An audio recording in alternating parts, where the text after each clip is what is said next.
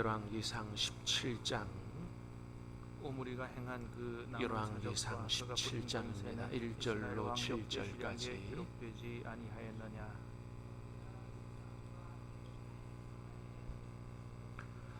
길르앗에 우거하는 자 중에 디셉 사람 엘리야가 아합에게 말하되 내가 섬기는 이스라엘의 하나님 여호와께서 살아계심을 두고 맹세하노니 내 말이 없으면 수년 동안 비도 이슬도 있지 아니하리라 하니라.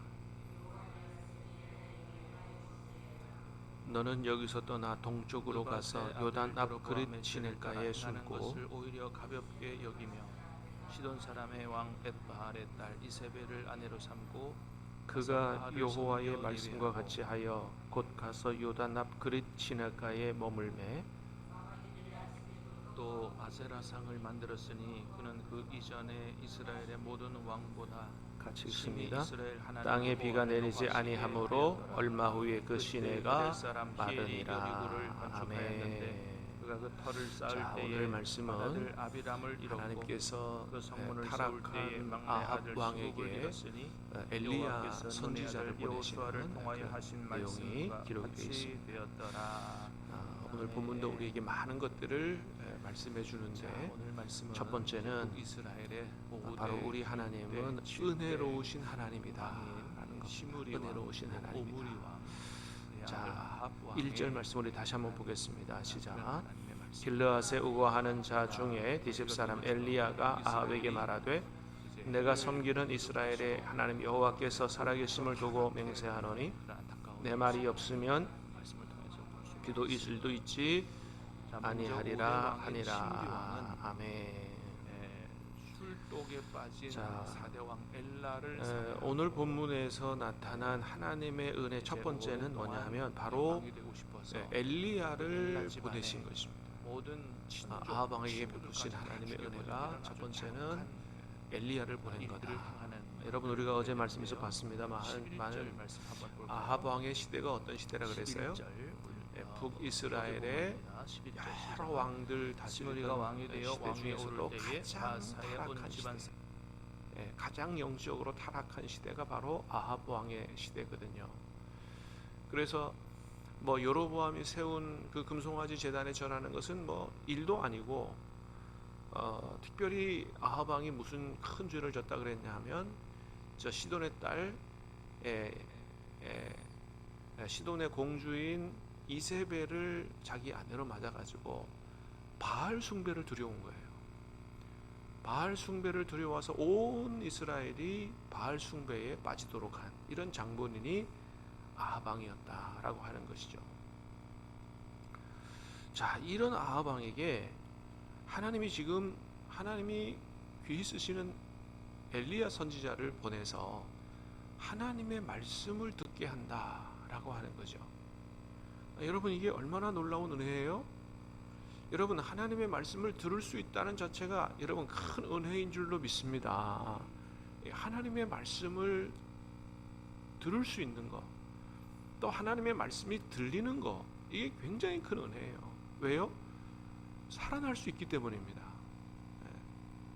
여러분 우리가 어떻게 보면 이제 우리 생각에는 야 저렇게 타락한 세상에 여로보암이 세운 금송아지 제단에 절하는 건 유도 아니고 바알을 들여와가지고 온 나라가 바알 숭배에 빠지게 했다. 하나님이 살아계시면 당장 말이지 그냥 번개를 치고 그냥 천둥을 쳐서 저런 악한 왕은 막 당장에 심판하고 막 이러셔야 할 것 같은데 하나님이 어떻게 하신다고요? 엘리야를 보내서 하나님의 말씀을 듣게 하시더라. 그렇게 해서 어떻게 하시고자 하시는 거예요? 회개하게 하고 그를 살리려고 하나님께서 은혜를 베푸시고 계신다라고 하는 거죠. 자, 두 번째 은혜는 바로 가뭄을 보낸 것입니다. 자, 엘리야의 말이 뭐라 그랬어요? 내 말이 없으면 수년 동안 비도 이슬도 있지 아니하리라. 그러니까 극심한 한 해도 아니고요, 두 해도 아니고요, 수년 동안 비뿐만 아니고 뭐도 없어요? 이슬도 없다는 거죠. 아주 극심한 가뭄이 몰아치도록 그렇게 하신다는 거죠. 여러분, 왜 하나님은 이렇게 하나님의 백성들에게 아주 극심한 가뭄으로 괴로움을 당하게 하실까요? 그거는 바알 숭배 때문에 그렇습니다. 지금 온 나라가 바알 숭배에 빠졌어요. 바알이라고 하는 신은 비와 풍요의 신으로 알려져 있는 신입니다. 그러니까 바알을 잘 섬기면 충분한 비가 와서 농사가 잘 돼서 우리가 잘 먹고 잘 살 수 있다라고 하는 물질과 풍요를 섬기도록 조장하는 신이 바로 바알 신이거든요. 지금 아합 때문에 온 나라가 이 바알 숭배에 빠져 있어요. 바알만 섬기면 우리가 잘 먹고 잘 살 수 있다. 이런 신념에 아주 신념을 넘어 신앙에 빠져 있는 거죠. 자, 그런데 그럴 때 하나님이 엘리야 보내서 뭐라고 말씀하신다고요? 아니다. 엘리야가 분명히 말합니다. 나는 하나님이 보내서 왔는데 내가 말하기 전에는 수년 동안 비뿐만 아니고 이슬도 내리지 않을 것이다. 그러니까 지금 엘리야가 전하는 메시지가 뭐예요? 하늘을 관장해서 비를 내리고 농사가 잘 되게 하는 것은 바알이 아니라는 거죠. 누가 하는 거다? 이스라엘의 하나님 여호와께서 하시는 거지 바알이 하는 게 아니다. 바알은 허상이고 우상일 뿐이다. 하늘을 관장하시는 분은 하나님이라고 얘기하는 겁니다. 하나님이 엘리야를 보내신 이유가 바로 거기 있어요. 왜냐하면 엘리야라고 하는 이름의 뜻이 뭐냐? 여호와가 하나님이시다, 이런 뜻입니다. 바알이 하나님이 아니라는 거예요. 여호와가 하나님이지. 그래서 엘리야를 보내신 이유가 너무 분명한 거예요. 여호와가 하나님이고, 하나님께서 하늘을 관장하시고 비를 내리시고 우리에게 풍성한 삶을 주신다, 그렇습니다.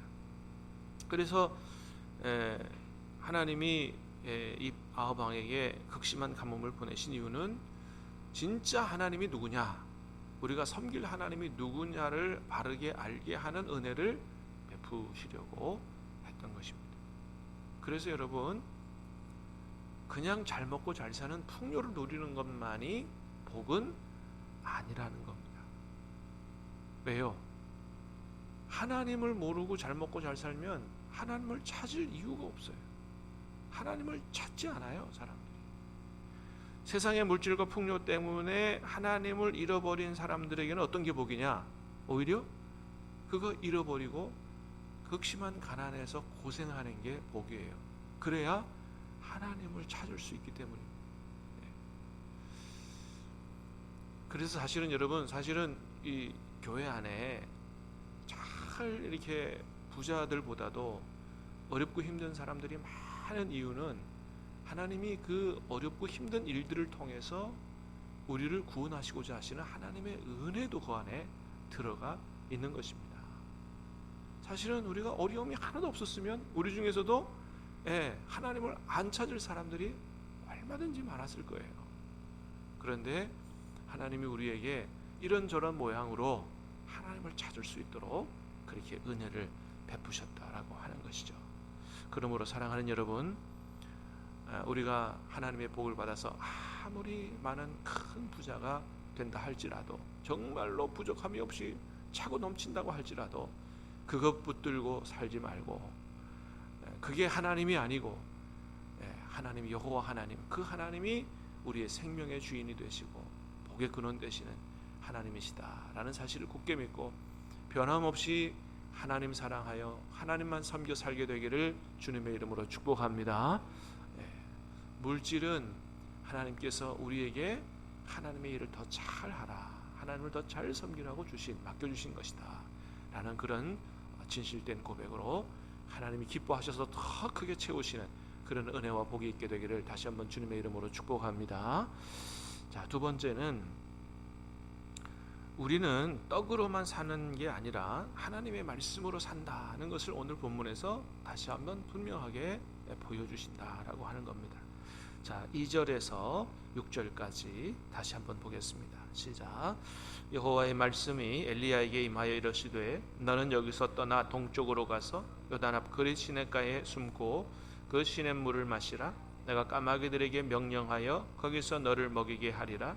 그가 여호와의 말씀과 같이 하여 곧 가서 요단 앞 그릿 시냇가에 머물매 까마귀들이 아침에도 떡과 고기를 저녁에도 떡과 고기를 가져왔고 그가 시냇물을 마셨으나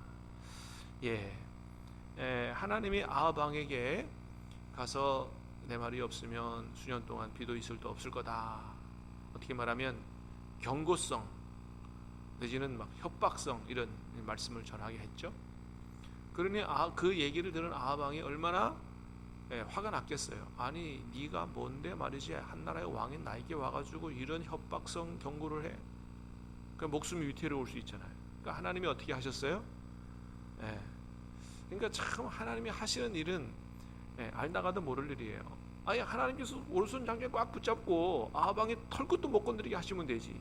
아니 도망가 숨으라고 하신다니까요. 그러나 여러분 다 거기에는 하나님의 뜻이 있는 줄로 믿습니다. 그래요. 우리 그걸 믿어야 돼요. 아니 하나님 나를 말이지 그냥 하나님이 딱 붙잡아줘서 나를 치려 그러면 그냥 갑자기 막 몸이 마비가 된다든지 뭐 그렇게 해주시면 되지 이렇게 생각할 수도 있잖아요.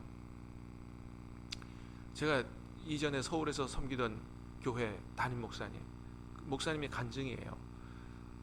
서울에 올라오시기 전에 저 경상도 상주에서 작은 마을에서 목회를 하셨는데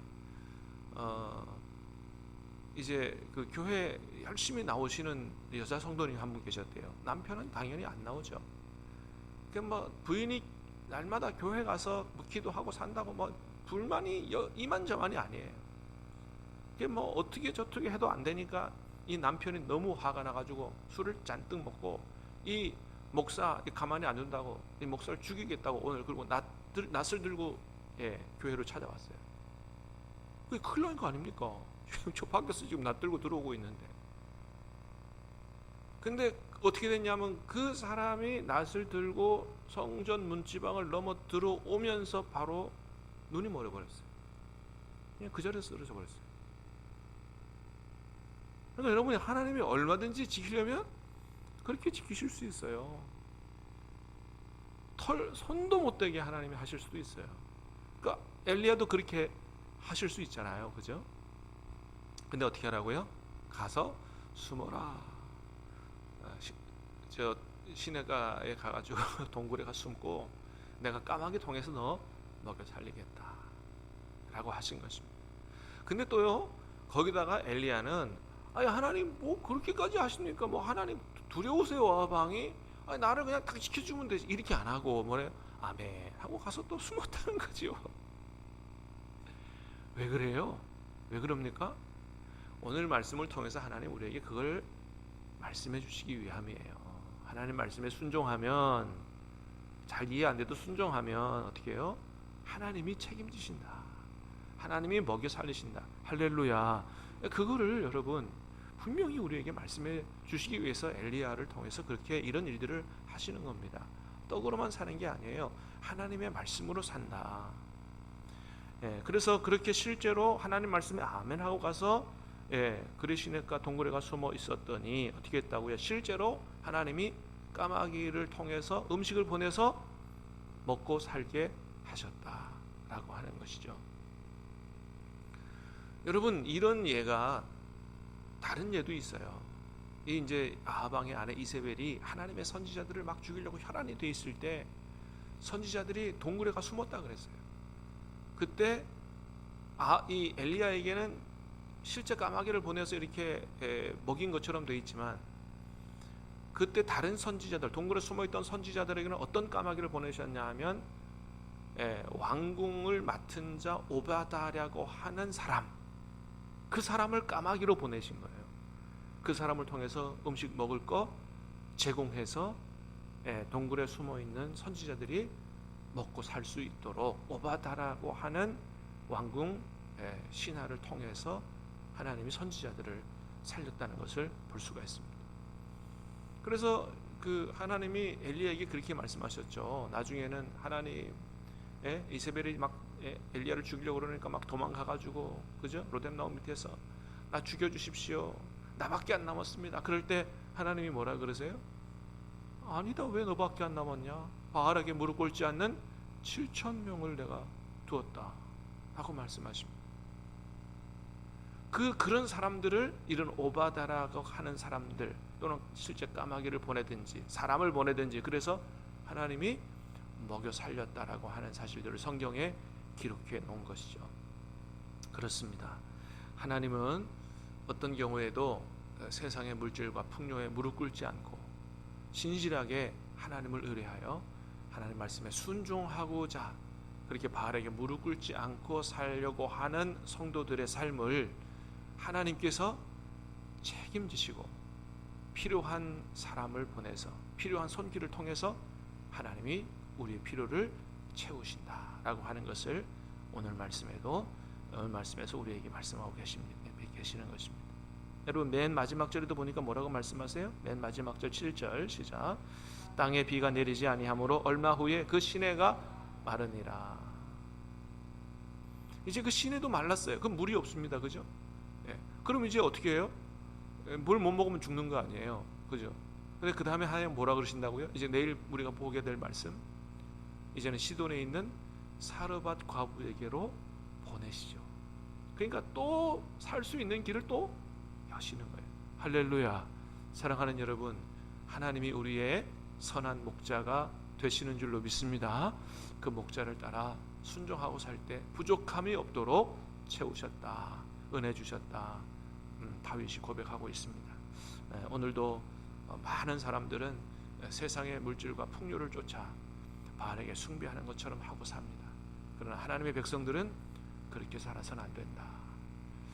물질과 풍요를 얻기 위해서 범죄하는 삶을 살아서는 안 된다. 하나님을 의뢰하고 하나님의 말씀에 순종의 삶으로 말미암아 하나님이 채우시는, 하나님이 복을 주시는, 우리와 늘 함께 계시는 선한 목자 되신 하나님을 경험하고 하나님을 예배하며 사는 저와 여러분 될 수 있기를 주님의 이름으로 축복합니다. 기도하겠습니다. 은혜로우신 주님,